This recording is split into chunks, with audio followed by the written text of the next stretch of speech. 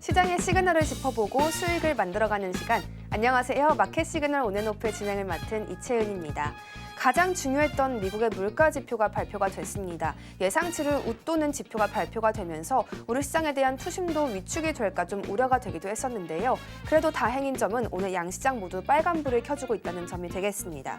또 백악관으로부터 이런 이야기도 있었습니다. 자동차와 또 의약품에 대해서는 상호 관세 면제를 준비 중이다라는 이야기가 들려온 것인데요. 이에 따라 오늘 현대자동차는 갭상승으로 출발을 하는 모습도 포착이 됐습니다.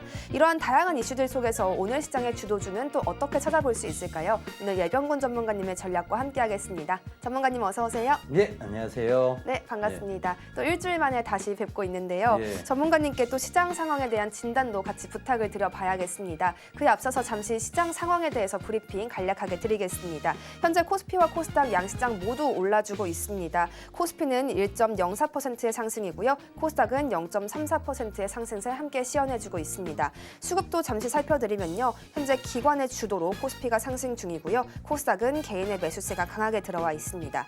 전문가님, 오늘 시장 같은 경우에는 그래도 물가 지표에 대한 영향을 조금 덜 받아가는 것인지 관세에 대한 우려가 해소돼서인지 좀 오르고 있어요. 어떻게 진단을 하고 계실까요? 엄밀히 따지자면 오른다고 볼 수는 없죠. 사실 이게 거의 강보합 수준 정도라고 봐야 되는데, 자, 이게 시장이 크게 지금 오르지도 않고 크게 빠지지도 않고, 그러니까 정말 소소한 시장이 계속 이어지고 있다는 거죠. 그러니까 이거 이제 핵심은 이제 계속 얘기 드렸어요. 3월 20일까지는 어찌됐든 불확실성이 지속이 되고 있다.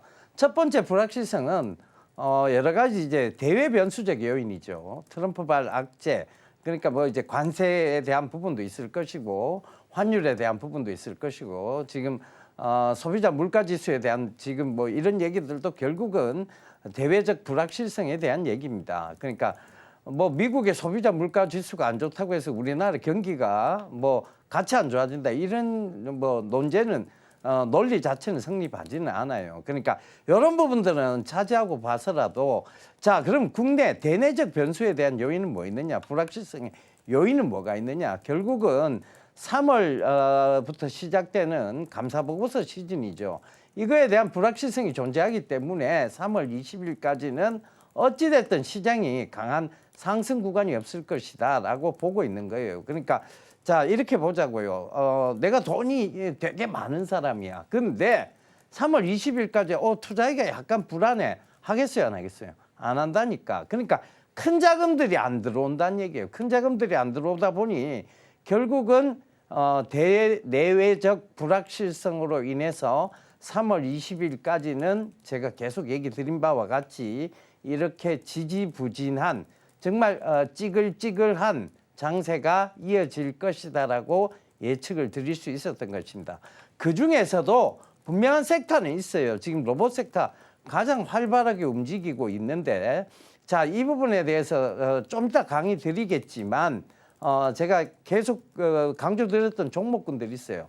그 종목군들이 왜 그러면 강하게 상승했느냐. 그거는 왜 이 시장에서 찌글찌글 안 하고 빠지지 않고 상승해 주고 있느냐에 대한 부분을 다시 한번 설명드릴게요. 그러니까 그런 설명을 들으시다 보면 내가 주식을 대하고 있는 태도가 조금 잘못된 거 아니냐. 주식을 너무 편협한 관점에서 그러니까 즉 굉장히 부분을 떼내놓고 보고 있지 않느냐. 이 부분을 반드시 체크해 보셔야 됩니다. 아직도 PPI 지수 발표도 남아 있고요. 또 관세와 환율 같은 다양한 변동성들이 시장에 혼재하고 있다는 점 짚어주셨습니다. 감사보고서 시즌에 대한 불확실성, 우리가 3월 말까지 안고 가야 하는 만큼 이에 대해서 지지부진한 장세 대비해 가야 한다. 이렇게 이야기해 주셨는데요.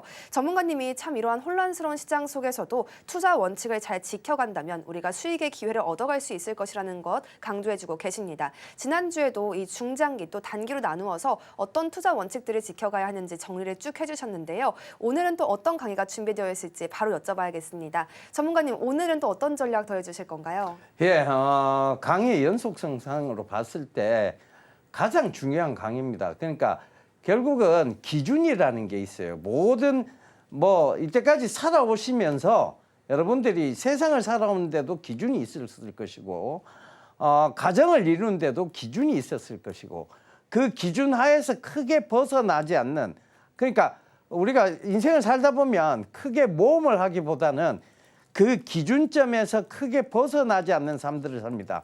그런데 희한하게도 정말 희한하게도 주식시장만 들어오면 그 기준점은 다 무너집니다.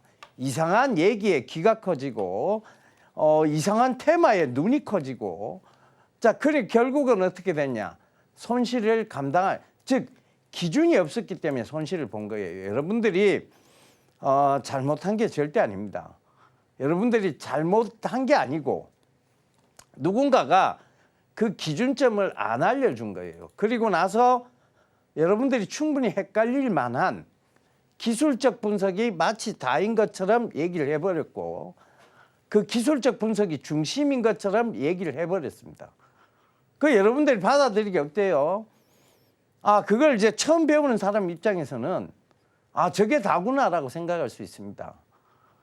우리가 이래 뭐 지금 세상을 살아가다 보면 허상을 쫓는 경우가 있죠. 예. 그러니까 이 허상을 쫓아가는 경우가 있는데 그 실체는 기준 안에서 분명히 존재를 합니다.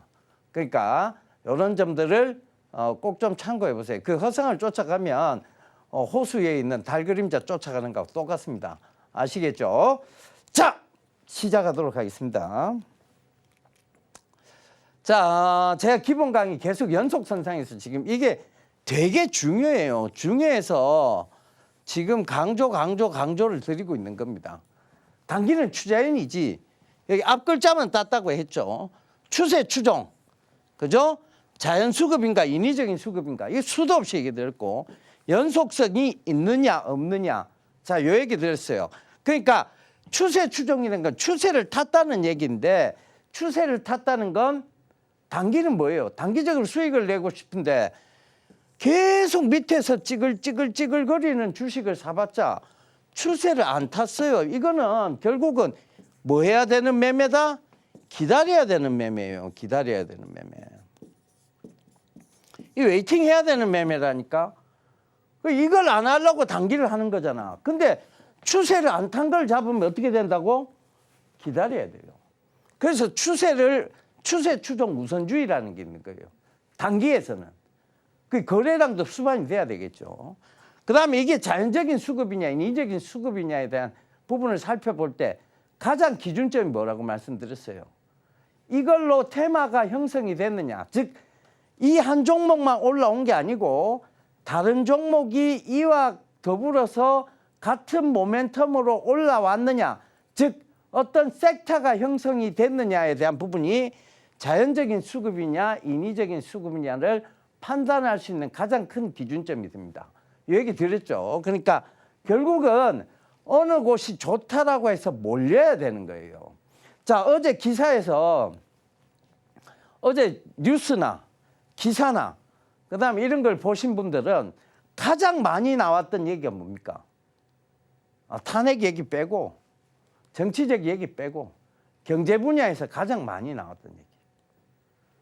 골드, 금에 대한 얘기잖아요. 그죠?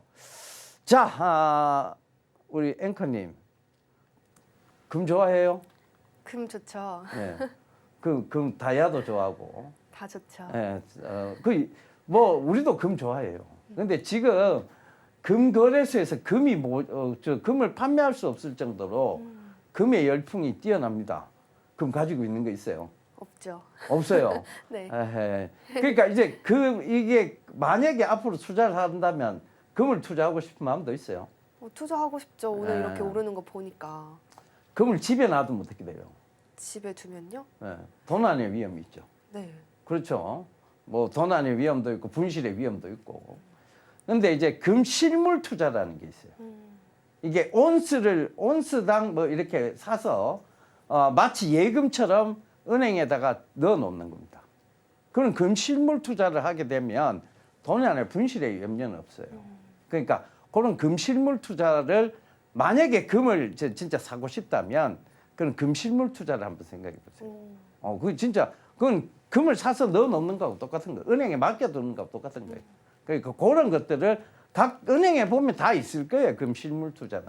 그러니까 그런 점들 자 앞으로 금 투자하면 딱 그렇게 하세요. 그 괜히 금 사러 간다고 발품 팔고 그럴 전혀 이유가 없어 사실은. 아시겠죠? 자 그래서 그 금 시세에 따라서 또 수익을 보는 그런 상품들입니다. 그러니까 그런 점들을 잘 참고해서 뭐 금 시세가 지금 더 좋을 것이다. 그러니까 계속 어제 나왔던 얘기는 금에 대한 얘기야. 이게 뭐예요? 금에 대한 쏠림 현상이 있는 거예요. 그러면 이 주식 금이 인기 있구나 이걸로 그치는 건 주식하는 사람 마인드는 아니에요. 그럼 뭐예요? 금이 저렇게 올라? 그럼 금값이 저렇게 오르면 반대적으로 피해를 보는 종목이 있을 거고 수혜를 보는 종목이 있을 건데 자 금값이 저렇게 오르면 분명히 피해주도 있고 수혜주도 있을 거예요. 요걸 살펴보는 게 주식하는 사람의 마인드라는 거죠. 금값 오르네. 야, 금 사러 갈까? 이건 1차적인 마인드예요. 2차적인 즉 주식을 하는 사람의 마인드는 뭐라고? 금이 올라. 그럼 피해주도 있을 거고 수혜주도 있을 것이다. 이걸 살펴보는 게 주식하는 사람의 마인드라는 거죠.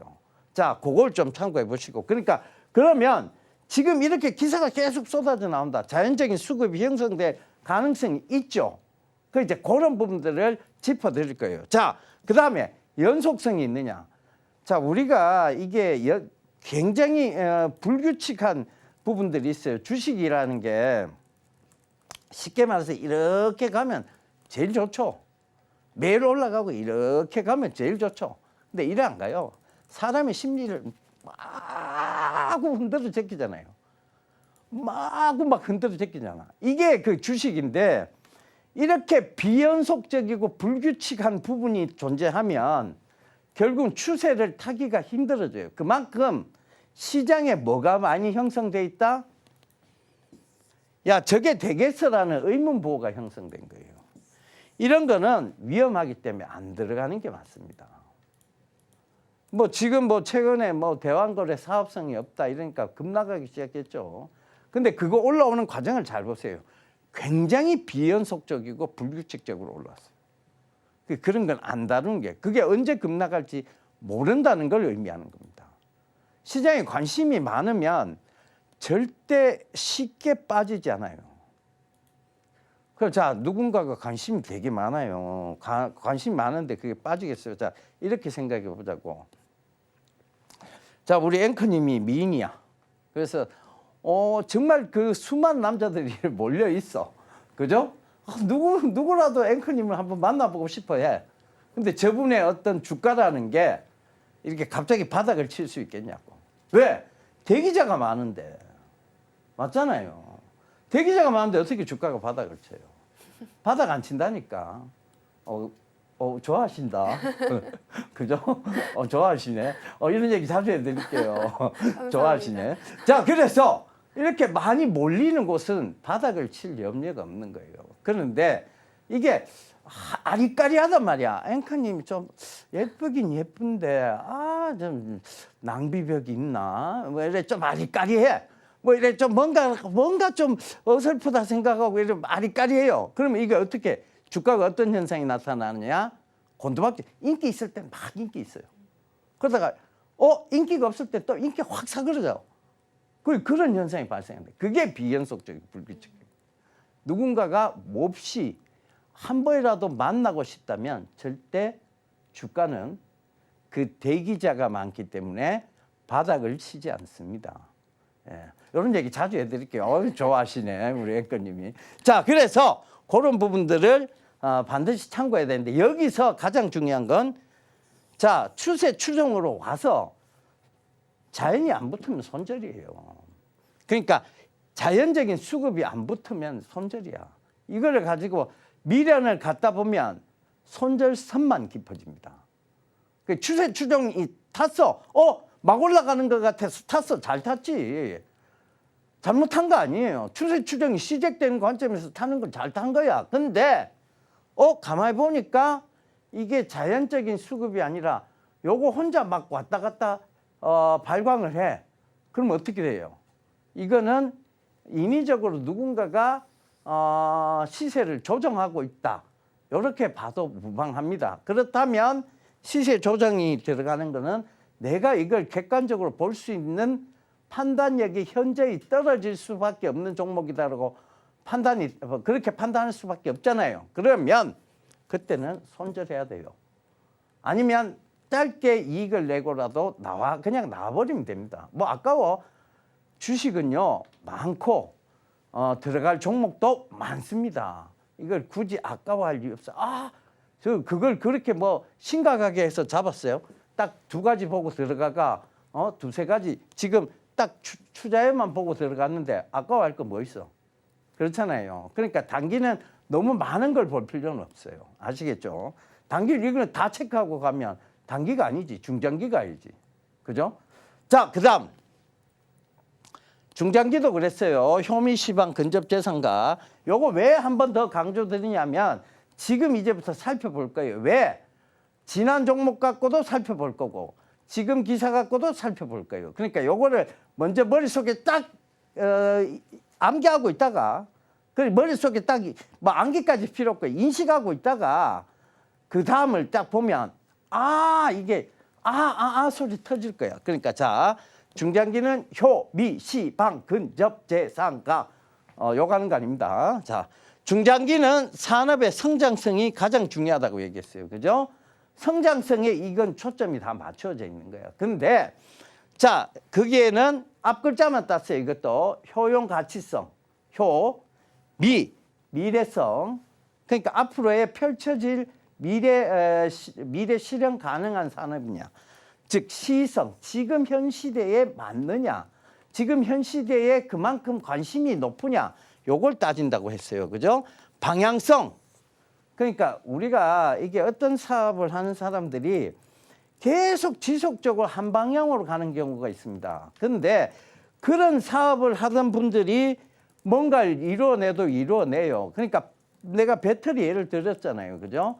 배터리가 아직 갈 단계가 되게 많아요. 우리가 흔히 이제 납산 배터리에서 출발했잖아. 그래서 리튬 이온 배터리로 갔잖아요. 이 2차 전지에 대한 얘기예요. 2차 전지는 1차 전지는 한번 쓰고 버리는 거고 2차 전지는 충전해서 쓰는 걸 의미합니다.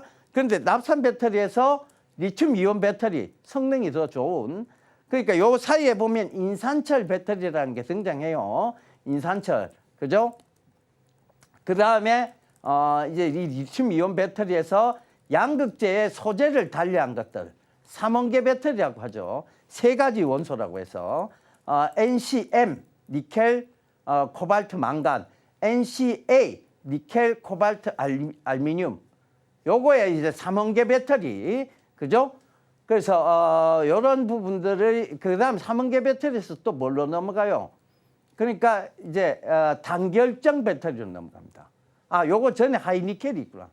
니켈의 함유량을 높여서 배터리 성능을 더 극대화시키는 하이니켈 배터리. 즉 NCM에서 NCM, NCA에서 공통적인 건 니켈 코발트죠. 그 중에서도 니켈의 함유량을 늘린 거 하이니켈 배터리가 존재하고 그 다음 뭐가 존재해요?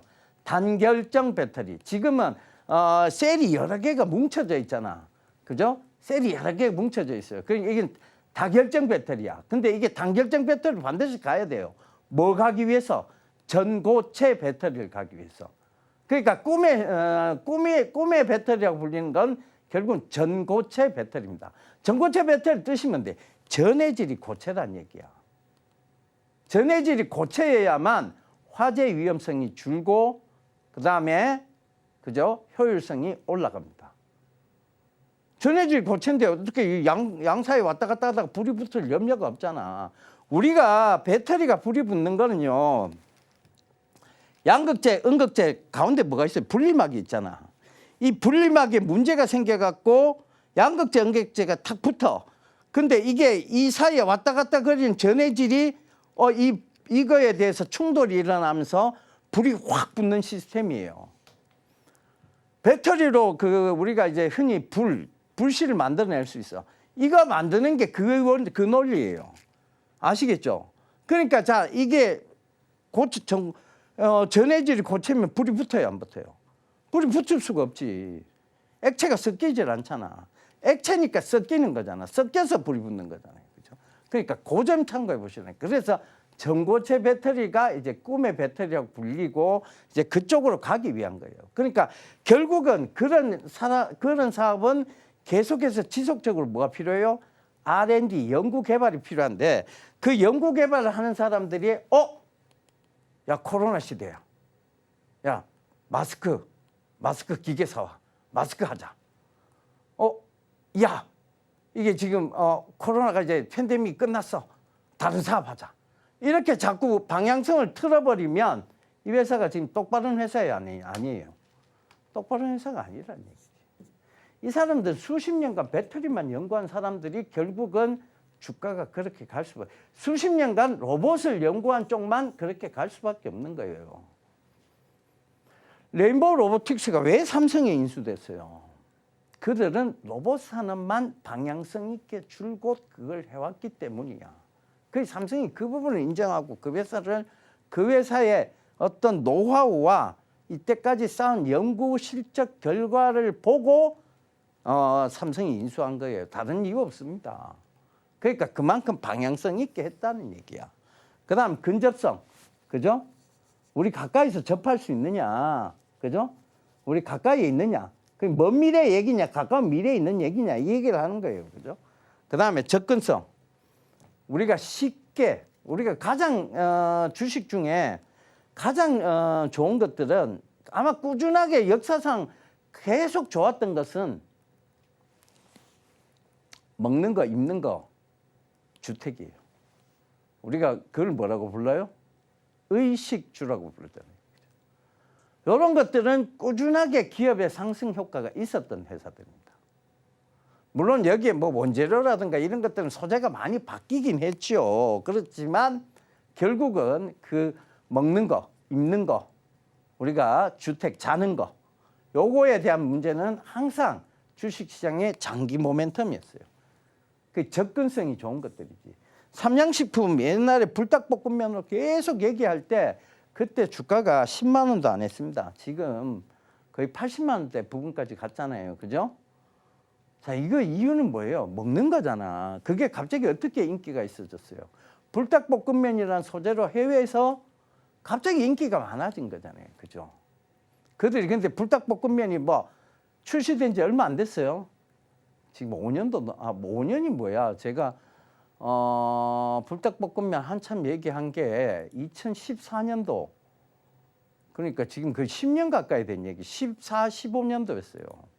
그러니까 그게 10년 가까이 된 얘기야. 근데 그게 어디서 터질지는 사실은 사업하는 사람들 몰라요. 우리도 잘 모릅니다. 하지만 장기적인 관점에서 이런 회사가 좋을 것이라는 것 정도는 알아요.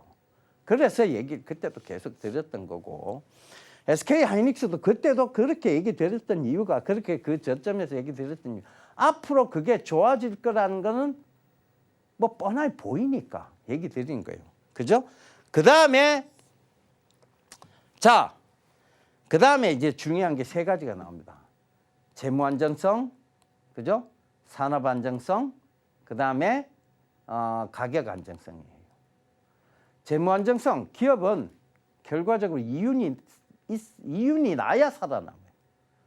이윤 없이 살아남는 기업은 없어요. 내가 지금 계속 적자를 보고 있어. 적자를 보고 있는데 어떻게 살아남아? 우리 앵커님, 만약에 우리가 생활하는데 계속 내가 적자를 보고 있어. 빚이 계속 늘고 있어. 살 수 있을 것 같아요? 너무 힘들죠. 너무 힘들죠. 네. 그 빚 때문에 웃음기가 싹 사라질 거예요. 그 결국은 뭐냐? 기업도 마찬가지예요. 하나의 뭐 어떤 가게로 봐도 되고 개인의 어떤 관점에서 봐도 기업도 계속 이윤이 생겨야 돼요. 뭔가 돈을 벌어야 웃을 일이 생기지. 그러니까 결국은 재무 안정성은 이윤이 나야 된다는 부분을 의미하는 거예요. 산업 안정성은 우리가 주식을 항상 거꾸로 보지 말자 했잖아요. 종목 선택해 놓고 업황 보고 그 다음에 시장 보고 이 거꾸로 간다고 했잖아. 시장 먼저 살펴보고, 우리가 왜 경제방송마다 전부 처음에는 모든 프로그램의 첫 부분에는 뭐가 존재해요? 시장을 살피잖아요. 왜? 쓸데없이 시장이 불필요해서 종목만 좋으면 되지. 이건 뭐하러 시장을 살펴요? 아니죠. 왜냐하면 시장이 건전해야 내 종목도 잘 갈 수 있는 거예요. 숲이 좋아야 나무가 잘 자랍니다. 온 숲에 병충해가 막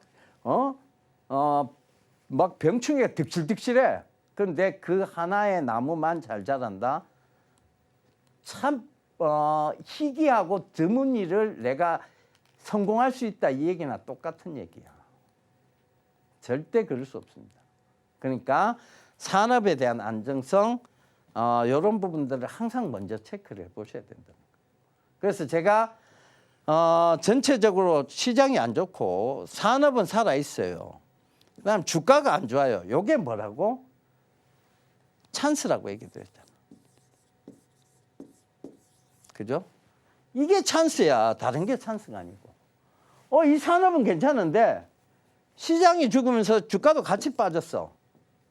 시장이 안 좋으면서 주가도 같이 빠졌어. 찬스야. 그걸 잡으면 돼요. 자, 그걸 어디서 잡아낼 수 있느냐? 그건 또 잠시 뒤에 제가 예시를 팍팍 들어드릴게요. 그 다음에 뭐냐? 가격 안정성이에요. 아무리 좋아도 주가가 너무 고점이라고 판단되면 들어가면 안 돼. 이건 가격 안정성이 없다고 봐도 돼요.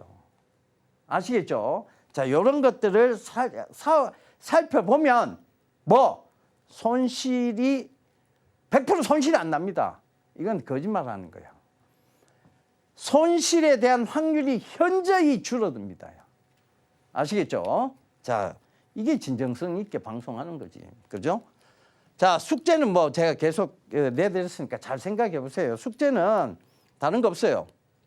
투자한 종목을 끊임없이 찾아봐. 연습을 해봐야 되니까. 그 다음에 산업의 성장성을 볼 수 있는 바로미터. 서점 가서 차트책 찾지 말고 트렌드 책이나 이런 거 찾아보라는 얘기예요. 그런 여러 가지 광고판도 있어. 그리고 TV 광고 이런 것도 바로미터의 한 종류입니다. 그 다음에 사회적 현상을 인문학적으로만 이해하셔야 돼요. 이걸 수치적으로 해석하면 안 돼.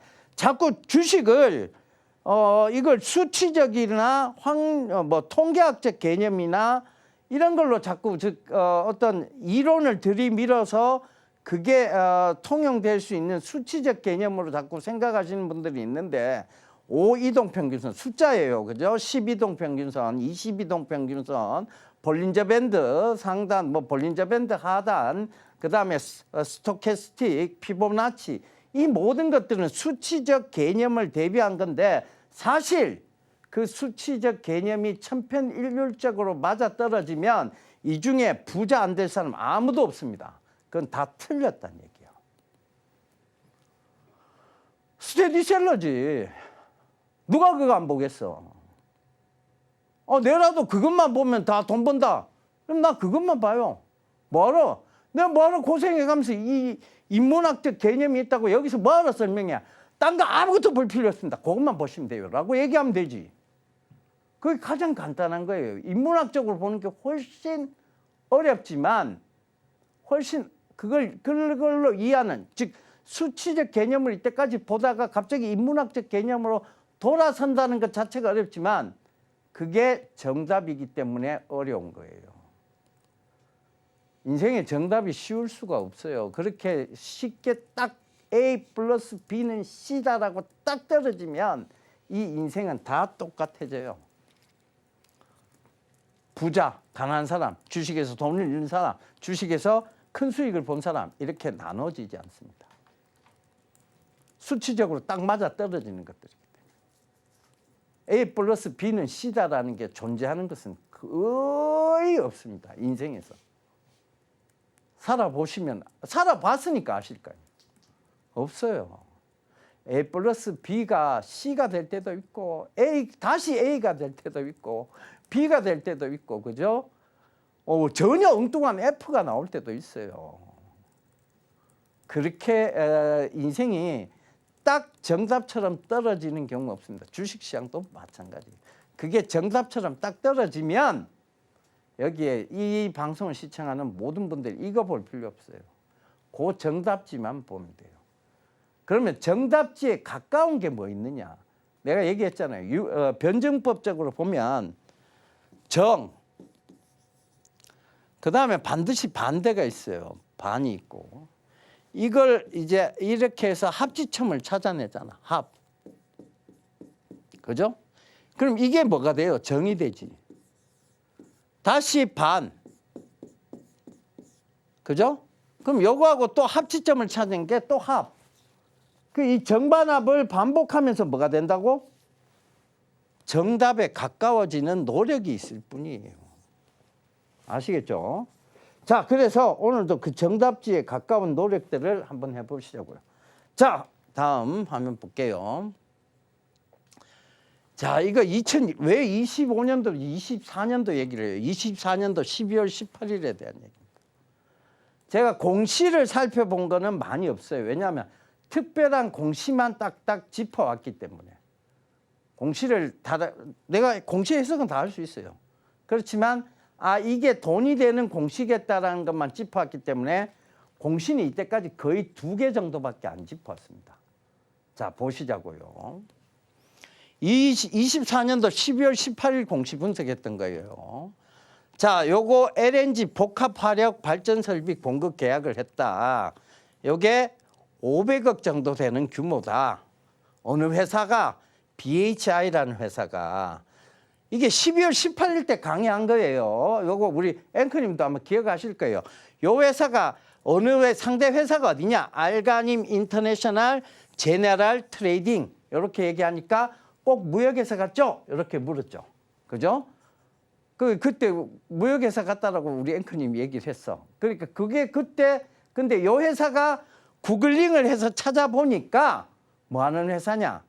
중동, 쿠웨이트, 카타르 이런 데다가 이런 데에 중동에 있는 다국적 회사라고 했습니다.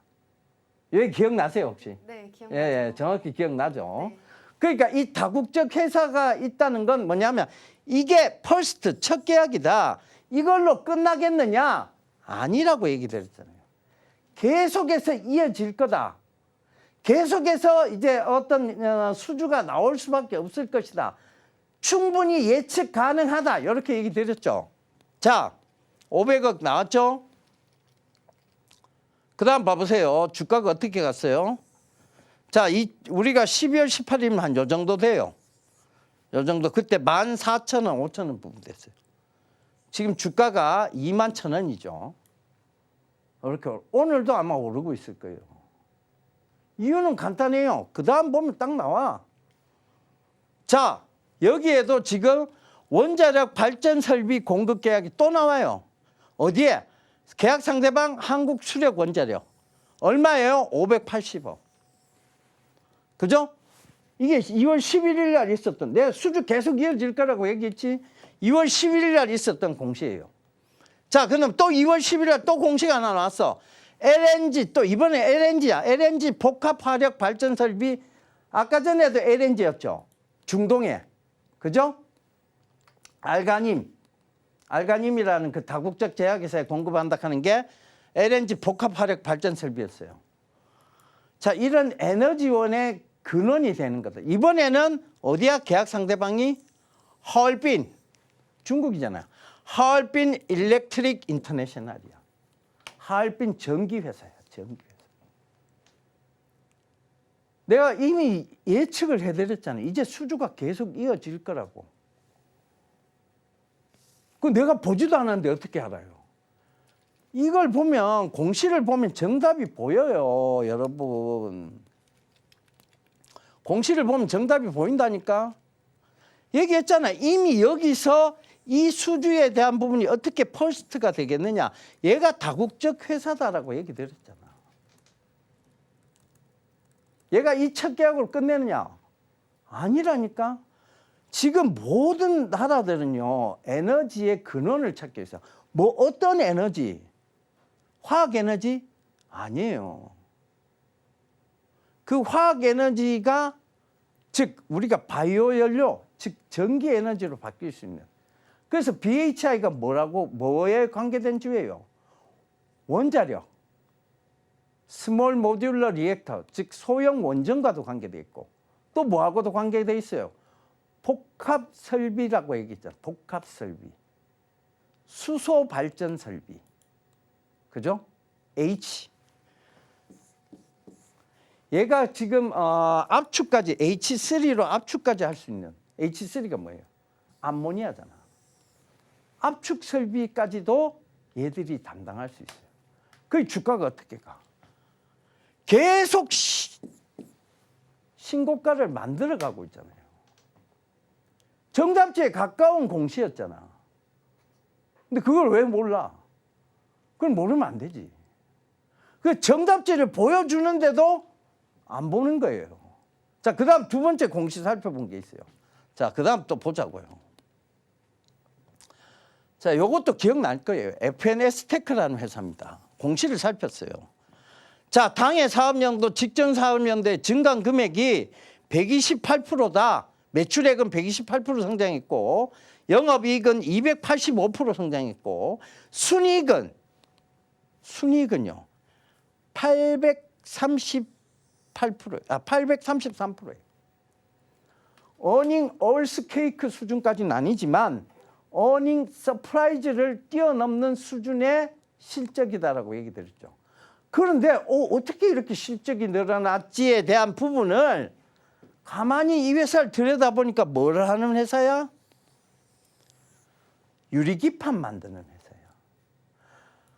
반도체에 우리가 녹색 판때기 보이잖아요. 반도체 보면 그 녹색 판때기 위에다가 이런 칩을 갖다가 올려놓잖아. 그게 뭐예요? 유기기판. 이 얘기 드렸어요. 이것도 다 방송에 설명드렸던 거잖아요. 유기기판인데 얘는 유리기판을 만드는 거예요. 유리기판이 유기기판에 비해서 효율성, 그 다음에 전도성에 대한 부분이 월등히 뛰어나다. 5배 이상 가까이 뛰어나다.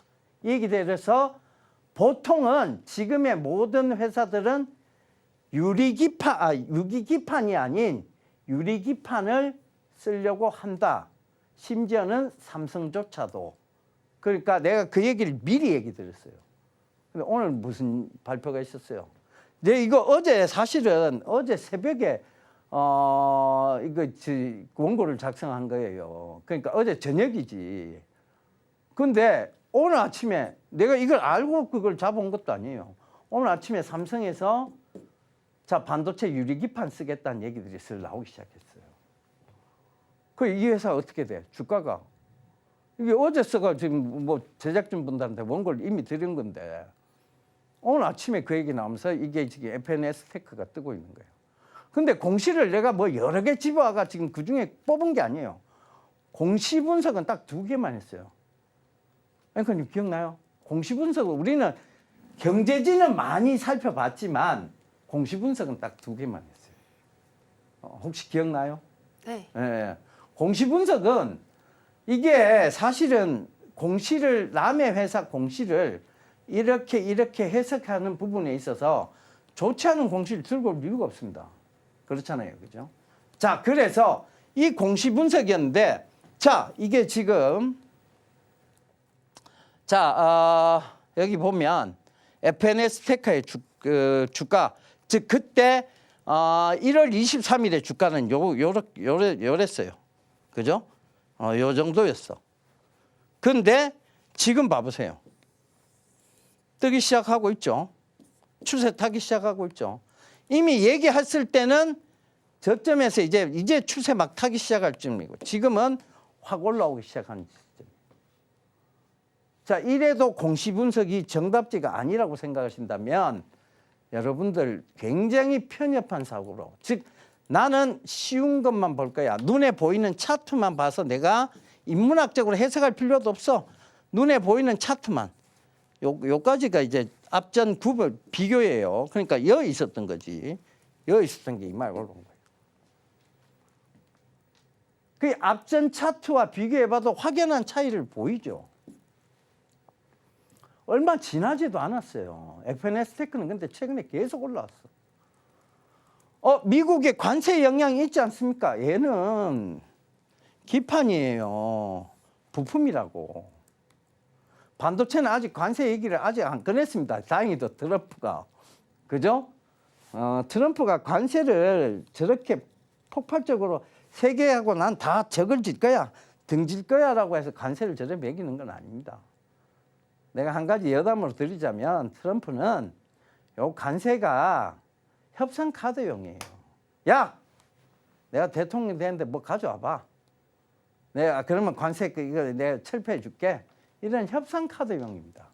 원래 먼저 막 협박해놓고 그다음 뜯어낼 거 뜯어내려고 하는 전략이죠. 이게 사업가들 하는 흔히 사업가들은 절대 자신이 을의 위치에서도 을의 행세를 하지는 않습니다.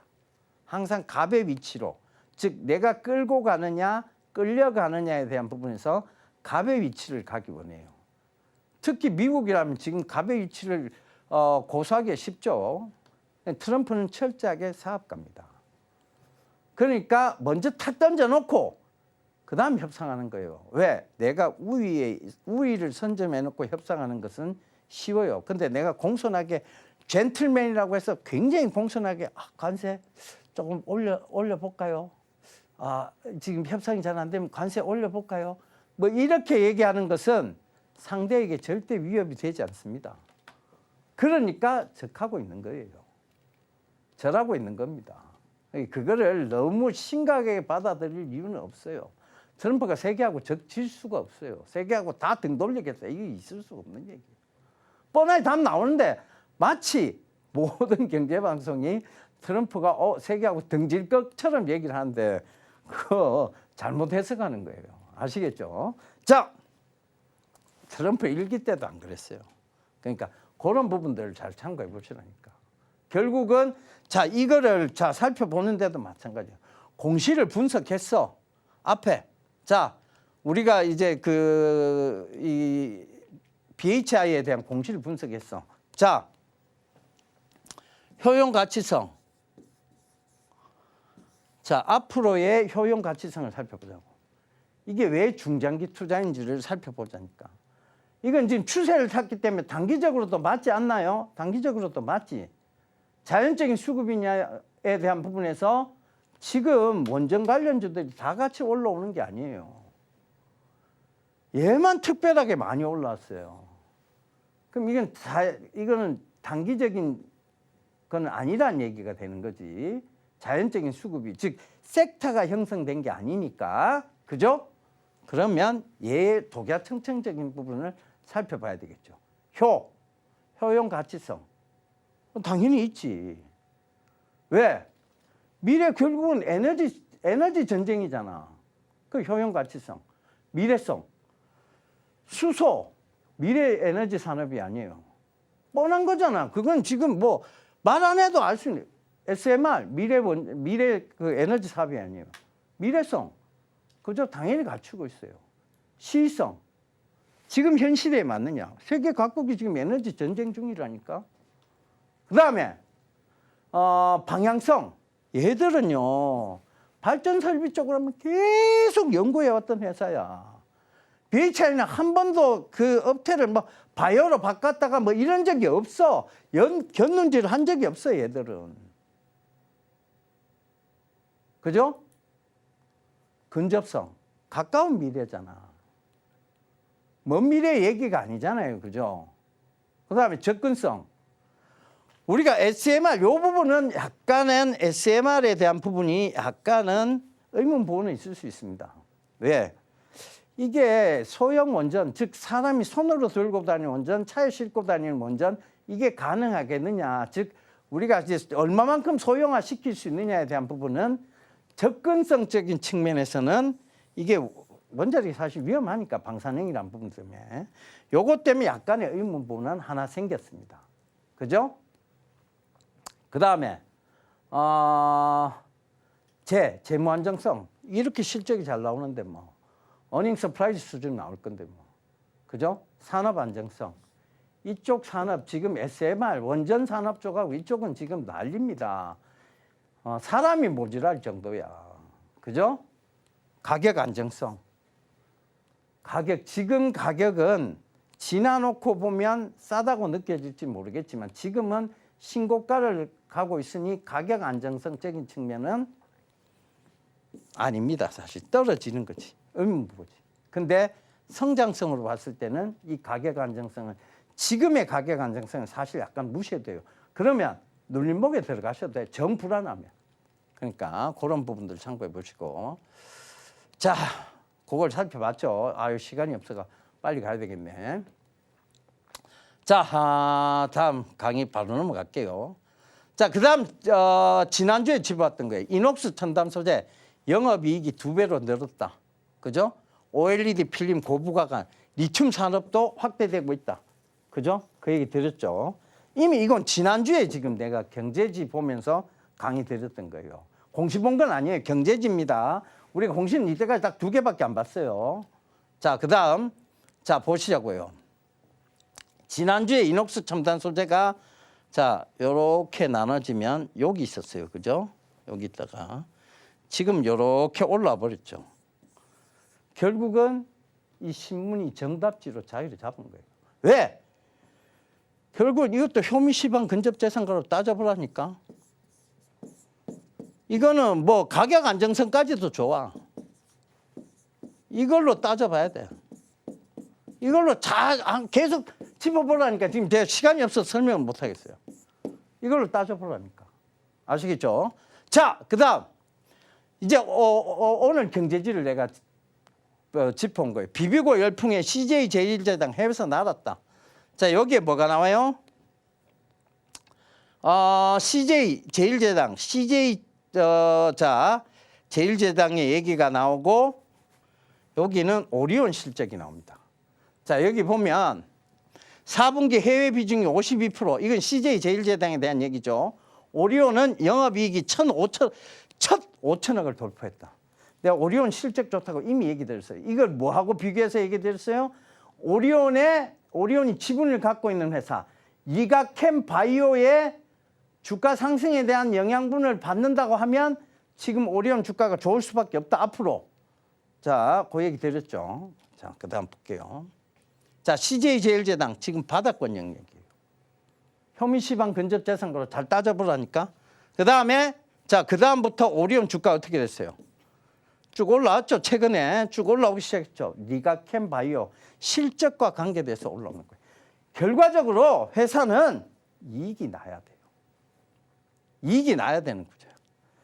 자, 지금 더 설명해야 될 것들이 많은데 오늘도 시간은 모자랍니다. 하지만 제가 지금 이걸 계속 연습 삼아 지금 설명드린 이유는 단 한 가지예요. 여러분들이 이제 이걸 뭘 알아야 돼. 이게 요거 하나만 좀 설명. 이게 금이 있잖아. 금이 관련된 회사가 뭐냐면 엘컴텍, 이 IT센, 그다음에 한컴미드가 있어요. 이거 숙제야. 잘하면 생각해. IT센은 한국 금거래소가 자회사예요. IT센에. 그다음에 한컴미드는 한컴 금거래소 지분을 가지고 있어.